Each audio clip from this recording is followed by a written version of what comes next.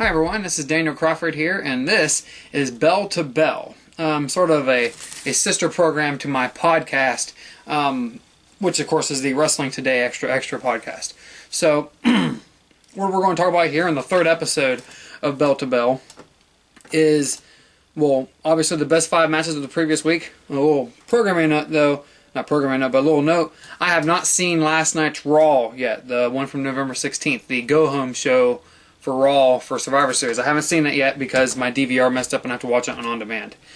So before I watch that, I wanted to post this, and hopefully next Sunday, right before Survivor Series, or actually right after Survivor Series, I can post the next episode, in which case I will likely review Survivor Series, but we'll see. Anyways, let's move on and talk about what we've seen for last week in action. So, best 5 matches of the week. I'm just going to go through them. The number 5 match of the best 5, I believe, is Drew McIntyre versus Jey Uso on SmackDown. This was just kind of a match, I think, to hype up the Drew McIntyre versus Roman Reigns encounter at Survivor Series. And I already know that Drew McIntyre won last night because, unfortunately, that part was spoiled for me. But so obviously it's going to be Drew McIntyre versus Roman Reigns for the world title. Oh, not for the world title, but champion versus champion. Basically, brand versus brand supremacy here. So I will watch Raw, and I will give my prediction as to who's going to win in all these matches after I've watched all the events for this week. I'll give that in my next podcast episode for Extra, which of course you can find on Spreaker, and I encourage you to subscribe to that. Number 4 of the best 5 matches of this past week was Butcher and Blade versus the American Nightmares on AEW last week. This was called a bunkhouse match. I wasn't sure what I was expecting out of this, but I thought it was one of the better matches of the night on Dynamite, and pretty much across the board. So sorry. So, yeah, this was definitely a good match. I pretty much expected the American Nightmares to win, and then won, and it was just good all around. Number 3 was Timothy Thatcher versus Dexter Lumis. Some people might disagree with this, but I've really enjoyed the match. The brief story, building up to it. I mean, I thought NXT was a solid show, as you'll see momentarily, but I thought this was one of the best matches of the week. Number 2 was Candice LeRae versus Toni Storm, also on NXT last week. This was a good show, not a good show, but this was a really good match, I felt, and the outcome of the match did not hurt either one. Candice LeRae won by cheating. She won by cheating, and that, of course, helps her advance, but also it doesn't hurt Toni Storm because she didn't lose clean, obviously. And then finally, I thought the best match of the week, and this, of course, might surprise some of you, was actually on Raw last week. And the reason why I'm going to say that's surprising is because you'll soon find out that I thought Raw was it wasn't the best show of the week. It was, like, I don't want to say the worst, but it wasn't the best. It was in last place of the 4 shows. So, but either way, the best match of the week I thought was Ricochet versus Ali. And Mustafa Ali versus Ricochet had didn't really have the greatest build to it. You had this whole teaser about whether or not Ricochet will join Retribution, which I'm not sure where the story has gone on Raw since then, because I still have to watch last night's Raw. But I thought this match was enjoyable, was fun to watch, and was very innovative in certain ways, as you might expect from the two of them. And it was just a lot of good stuff. So definitely had fun watching that, and look forward to seeing where this story goes. Secondly, here in this show, best backstage promo or best backstage moment of the whole week was also on Raw.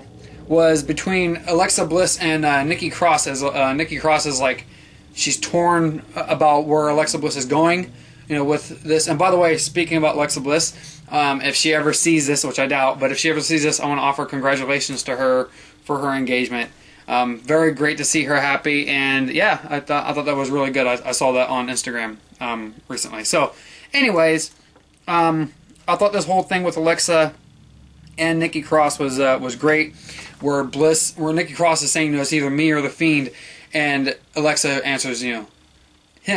She's basically just out of her mind, and that's the whole point of it, and I'm enjoying that part of the story.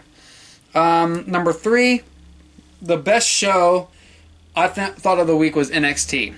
Strongest show. Usually I've been siding with SmackDown as of late, but this week it was NXT. And actually, the way I've ranked all these shows, I've tried to update how I do the rankings for everything, how I measure it, how I rate it, and instead of adding, so sorry, instead of adding an extra point in addition to like what I average, I just the 1 points that I assess to the backstage, I just make that a 10 point, kind of multiply it by 10, so that way it can come out. So if a backstage segment or a promo gets 7.5, not 7.5, but basically a 0.75, a 75%, that's the same as a 7.5. Excuse me.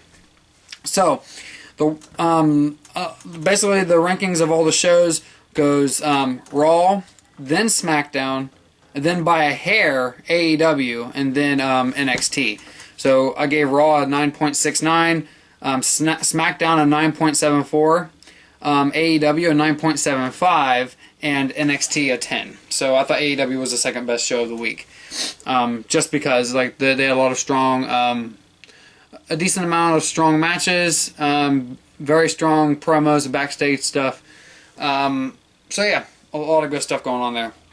And then best heel moment of the week was just this continuing thing with Roman Reigns. Roman commanding Jey Uso to teach Drew a lesson, basically. Show him how it's done. Show him why he shouldn't come into their territory. This tension with between Roman and Jey. They were definitely not done with this story. I enjoyed it. And then you see, Roman Reigns, him showing his expectations of Jey Uso, with Jey joining Roman in this group. And I guess you can call it a group.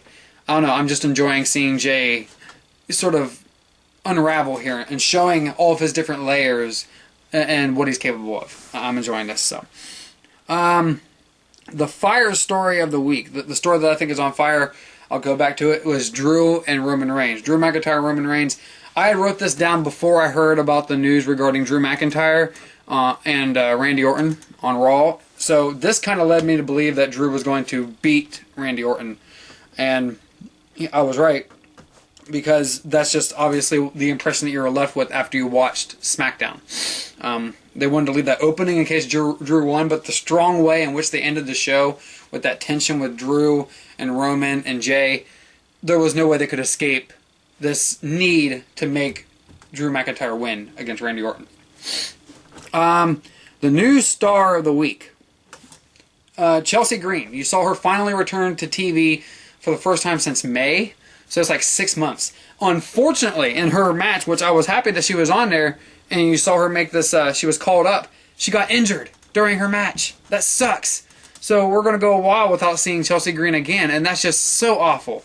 I feel so bad for her, and I was happy to see her back, but now she's gone again. So, sorry, Chelsea, but I thought that was, you can qualify her as a new star of the week because, hey, she was getting attention. She was front and center, and I think she has a bright future in the women's division, but she's got to stop getting injured. So, I know that's hard to control, but it sucks. Number 7, best promo of the week. I thought this is part of what helped make NXT the best show of the week, was Tommaso Ciampa and his whole promo on toughness and how he went from having this old class of NXT superstars, the golden class, I'll qualify it, to what you see now. He says that everyone feels like they have this sense of entitlement to being the best instead of having to prove it. And Ciampa says that he's going to basically get the locker room whipped up into shape. And I think it's awesome. So, best commentary moment of the week. There were quite a few. I enjoyed Eddie Kingston on commentary during AEW. Him going back and forth with everyone else on there. And he kept making this comment apparently I got to do everyone else's job for them. So he was mocking Tony Schiavone and Jim Ross. And so I love that. But I thought the best commentary moment of the week, and it's hard to beat a week where you have Corey Graves on commentary or even Samoa Joe. But the best moment was Pat McAfee being on commentary during NXT, and he was broadcasting during the tag team title match, and then he was talking about, I think it wasn't Lorcan, it was Birch. And he said he just took a boot to the face. I don't know what made that so funny to me, but it was the way he said it. Like, it killed me. So I thought that was my favorite commentary moment of the week. I'm going to try and start taking notes about what's happening in these shows, at least for the highlight commentary moments, because I don't want to forget any of them, because there's so many gold moments that happen during the week. I think they deserve to be mentioned again. This week in history. This week in history in professional wrestling, there was an iconic I Quit match between Ric Flair and Funk. Oh my god, I can't believe I forgot Funk's name. Terry Funk. Sorry, Terry. But yeah, Terry Funk and Ric Flair, they had this iconic I Quit match. You actually heard Jim Ross and Tony Schiavone talking, more Jim Ross and Tony Schiavone, but you heard them talking about the I Quit match during Full Gear. So I was glad that I'm always happy to hear that kind of history recounted, and unfortunately in WWE, this is one of the weaknesses with WWE, more with McMahon. Maybe it's just his insecurities or something, but everything that's happened in wrestling outside of WWE is typically considered to not exist, to never happened, except for when McMahon is willing to make exceptions. You know, obviously like with paying homage to the NWO. Obviously, like back in '91 when Ric Flair showed up with the World Heavyweight title on WWE programming. The Road Warriors, when Viking Raiders won the Raw Tag Team titles, they made a reference to their previous tag titles that they had won. So and also, don't forget, the Midnight Express. So there are moments when WWE makes these exceptions. They'll make a reference to other wrestling promotions, but then there's also times where they'll tell people that no matter what you've done in the past, none of it matters except for what you do here. So it's kind of a weird blend. But anyways, I do like that callback to history that Jim Ross and Tony Schiavone more Jim Ross and Tony Schiavone, that they more often than not like to call back to. It's always nice to hear. So with that, I know this might have seemed kind of rapid fire, kind of quick, but I wanted to get this show done so I can post it while I'm watching Raw, so that way I can say I posted this. So my goal was to have the next episode posted on this Sunday, which of course is Survivor Series Sunday. Maybe I might have it posted before Survivor Series, since I should have the whole day off from work. So I'll have plenty of time to work on things. And I'm just super excited for Survivor Series. I can't wait to see it. And I hope to see you again on Sunday. So thank you, everyone, and I'll catch you next time.